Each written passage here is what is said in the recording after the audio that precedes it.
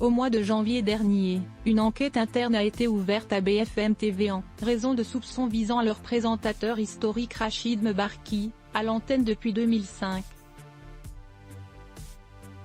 L'enquête vise des infos diffusées dans ce journal de la nuit entre minuit et 4h30 du matin, qui seraient passées à l'antenne sans être validées par la chaîne habituelle, c'est-à-dire le rédacteur en chef, avait expliqué une source.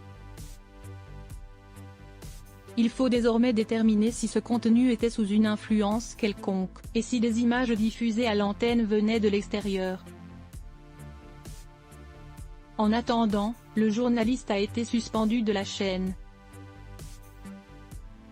Ce mercredi 15 février, un communiqué officiel d'un consortium international de 100 journalistes informe que l'enquête est liée à une vaste entreprise de désinformation pilotée par une officine israélienne.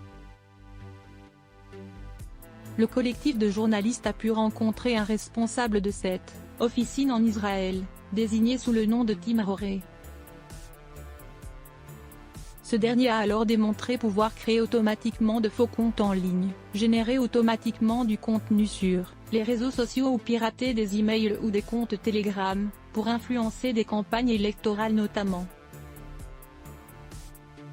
Pour ce qui concerne Rachid Mbarki, les sujets qu'il diffusait traitaient d'informations concernant les oligarques russes, le Qatar, le Soudan, le Cameroun, ou encore le Sahara occidental et auraient été fournis clés en main pour le compte de clients étrangers.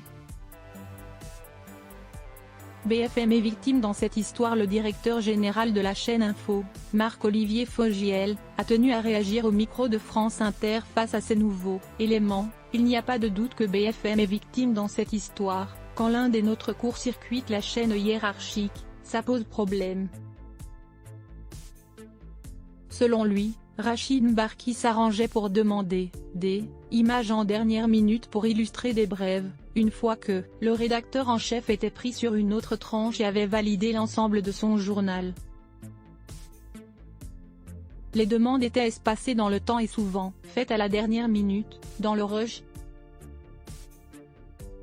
Il veillait aussi à s'adresser à des petites mains, des alternants, des stagiaires pour faire rentrer ces images. Elle exécutait sans poser de questions, d'autant qu'il était impressionnant. Le rejoint un membre de la rédaction pour Le Parisien. Ce dernier ajoute: ses équipes à BFM ont l'impression d'avoir été trahies.